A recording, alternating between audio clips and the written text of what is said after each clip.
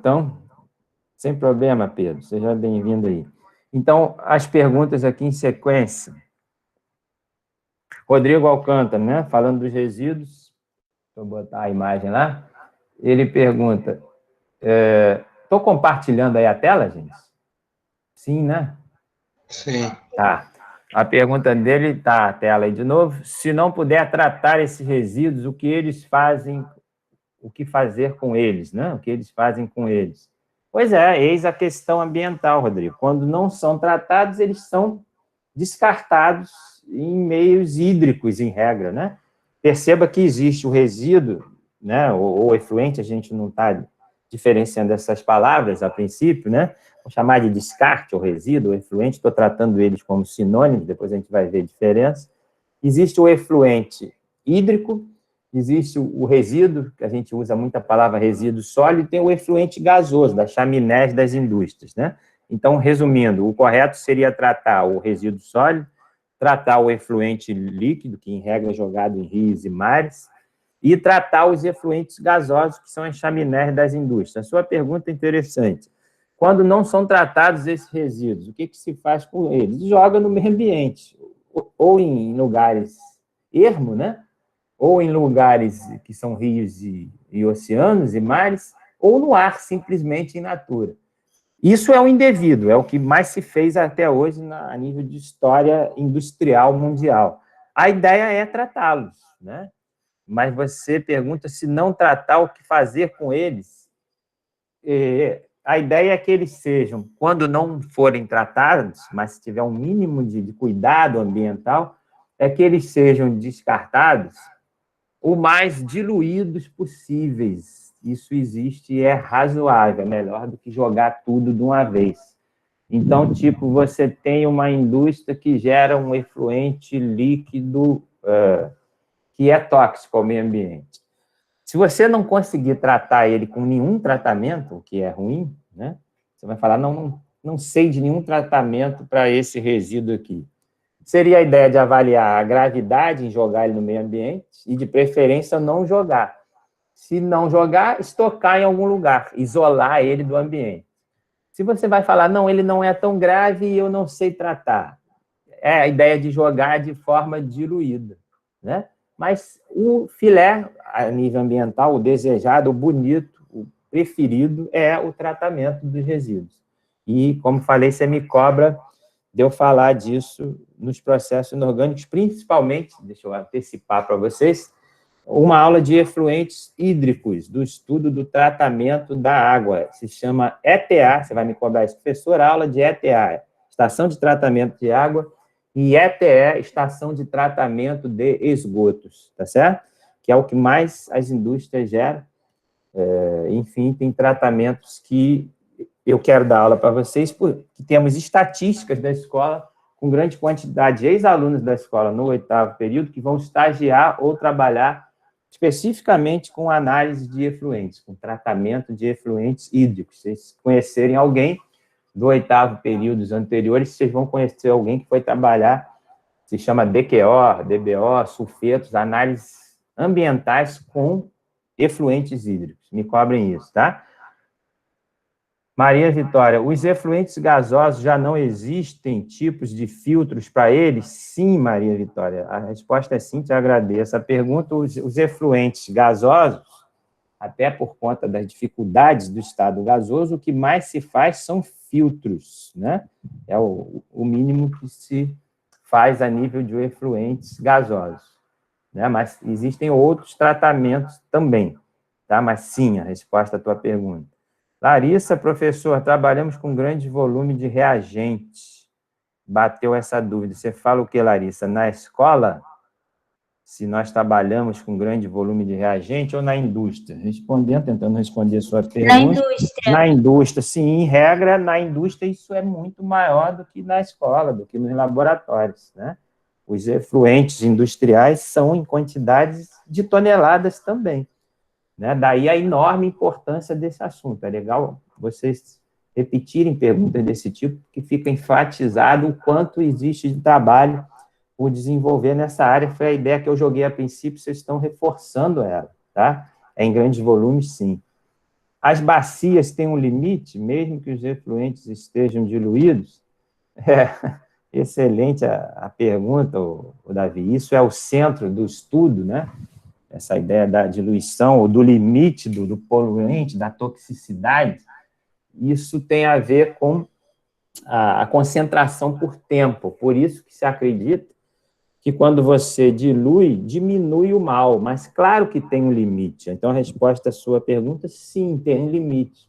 Né? E no final das contas, a massa total jogada no ambiente é o que importa. Por exemplo, vou fazer uma classificação mínima dos efluentes aí, né?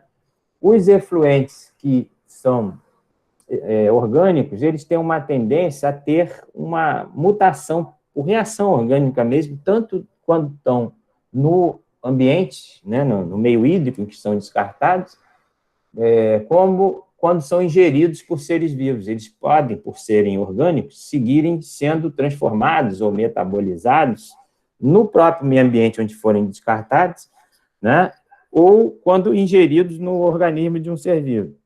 Né, o orgânico tem essa propriedade, ele vai reagindo, ou na própria indústria, enquanto não foi descartado, ou quando foi jogado no rio, ele pode seguir reagindo no rio, por conta da temperatura do rio, da água, por conta de um outro reagente que ele se encontra com ele no rio, né, ou por conta de algum metabolismo que ele sofra por algum ser vivo que ingeriu ele, né? Então, o orgânico, em resumo, vou chamar assim, ele é mutável, ele segue reagindo, se alterando quimicamente. Os inorgânicos tendem a não reagir, né? Só que tem inorgânicos muito tóxicos. Por exemplo, vocês têm noção disso, os metais pesados, né?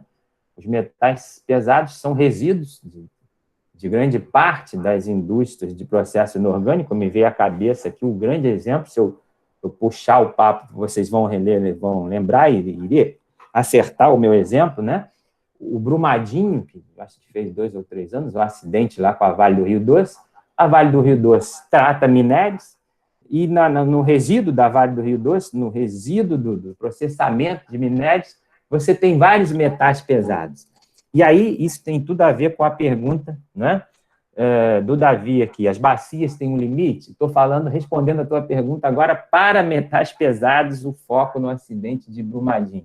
Os metais pesados mais graves ambientalmente são tão ruins que essa sua pergunta ela tem um limite muito pequeno, ou seja, tem metal pesado que não pode jogar nada no meio ambiente. Nada, nunca. Nem que diluído. Né? Então, você vê como depende do que você está descartando. Então, metal pesado, a ideia é descartá-lo nunca em quantidade nenhuma, o limite é muito baixo de tolerância ambiental ou nenhum.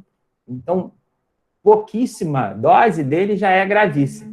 Por isso que, falando de Brumadinho, as mineradoras do mundo têm lugares em que elas guardam esses rejeitos tóxicos.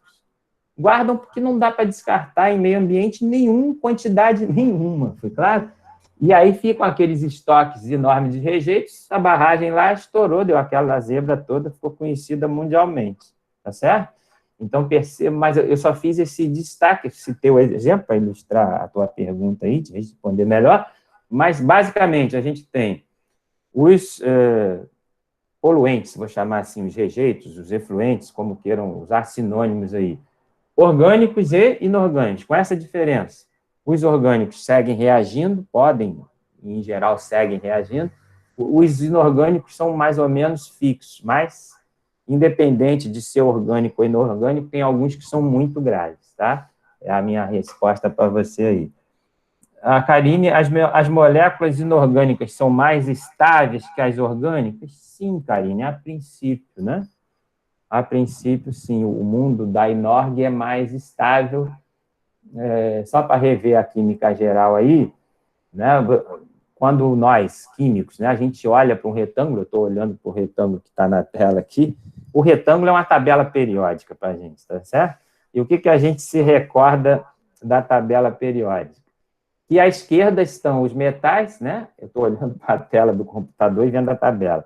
À esquerda estão os metais, à direita estão os ametais. Onde é que está a reatividade grande da tabela? Para baixo e para a esquerda, né? Quem são os metais mais eletropositivos? É o Frâncio, né? Aquele cara do 1A lá embaixo, né? né? O 2A, o rádio, enfim, os metais, o 1A lá embaixo e o 2A lá embaixo é o extremo da eletropositividade.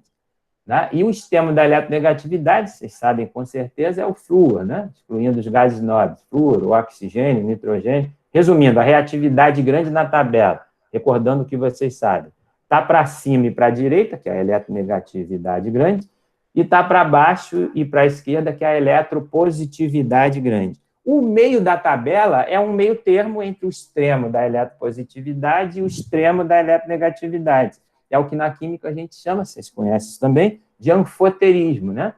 Então, para falar de mineração, de siderurgia e focar na pergunta da Karine, né? As moléculas orgânicas são mais estáveis? Onde é que eu quero te responder, te mostrar esse sim? Os inorgânicos, em regra, são mais estáveis, nessa comparação com a tabela. Quais seriam os inorgânicos que não são estáveis, né? Que são menos estáveis? Os metais muito eletropositivos e os próprios óxidos desses metais. Então, o óxido de sódio reage muito com água, né? Formando hidróxido de sódio, né? E é isso, os metais eletropositivos, os óxidos metálicos eletropositivos reagem com a água. Mas os óxidos do meio da tabela são anfóteres. Então, quem que está no meio da tabela? O ferro está no meio da tabela, né? Para citar o exemplo da mineração, os óxidos de ferro, existem alguns óxidos de ferro, eles são anfóteres, eles não são muito eletropositivos, né? Então não reagem muito, não reagem com água, por exemplo. Então daí a reatividade baixa, né? Por isso o processo siderúrgico tem que ser o quê? Desculpa a tosse aí, gente. O processo siderúrgico necessariamente tem que ser em elevadíssimas temperaturas, justamente para que com temperatura alta você force uma reatividade dos óxidos de ferro que naturalmente não existem.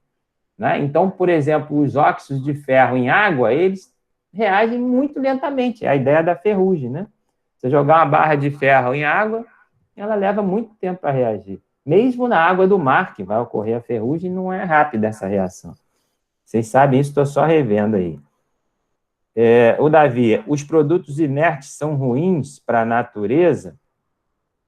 Então, Davi, é muito boa essa pergunta, ela tem um foco ambiental, né? Os inertes podem ter um papel ruim ambientalmente no sentido do acúmulo, mas eles são bem menos graves do que os não inertes. Um exemplo para ilustrar a sua pergunta aí. Plástico é inerte na água, né? Uma garrafa de PET, ela é inerte com a água do mar. Então, o descarte de... Você vai me perguntar, então, professor, você está dizendo que jogar PET no oceano não é tão ruim? Quimicamente, não. Né? É muito pior várias outras coisas que reagem no oceano. Né? E o PET tem um aspecto, né, que tem tudo a ver ambientalmente, de um bicho comer ele, né? Teve toda uma campanha aí de não descartar os... Pô, me deu um branco. Aqueles... coisas que a gente usa para... Os canudinhos plásticos, me faltou a palavra, né? Os canudinhos plásticos foram proibidos aí no Rio de Janeiro, nos bares, enfim, porque os animais comiam eles. Claro que é ruim ter plástico no oceano, é horrível e tem muito, né? Mas o fato deles serem inertes é um aliviador de problemas ambientais. Resumindo, né, é muito ruim ter plástico no oceano, mas é muitas vezes pior quando você tem descarte de produtos que não são inertes, entendeu? É legal você ter essa visão aí. Karine, bacana. Vou travar, então, a gravação, gente, e abrir para um papo com vocês, porque eu quero falar outras coisas além da química. Né? Então, a gente pode seguir conversando, esse assunto não tem fim, né? Vocês estão me vendo aí? Está normal? Eu apertei alguma coisa errada. Sim. Ah, tá, não apareceu que eu saí só da gravação, e aí me avisou no celular, eu pensei que tivesse apertado alguma coisa errada. Então, gente, eu vou jogar a minha imagem, e eu peço que vocês deem uma olhada no Google Classroom, não precisa ser hoje, depois, quando quiserem aí, Como é que volta a minha imagem? Já está a minha imagem, não está? Já está a minha imagem. Eu parei de compartilhar. Sim? Só me certifica aí, estou meio bobo, às vezes eu me concentro no que estou falando. Sim, tá prestando senhor. Me distraio em relação ao uso da tela aqui. Então, gente, eu acho que é razoável essa primeira aula aí. Do que eu falei até agora, ficou claro, né? E eu agradeço, num primeiro momento, a participação de vocês de primeiro dia, excelente, mostrando que vocês são excelentes, né? Não preciso puxar saco de ninguém, mas falo isso para motivá-los e não para puxar saco, né? Porque, repito, eu falei isso no início da aula, está gravando? Está gravando. Pode até gravar, mas não precisa gravar isso aqui, ó. Interrompi a gravação.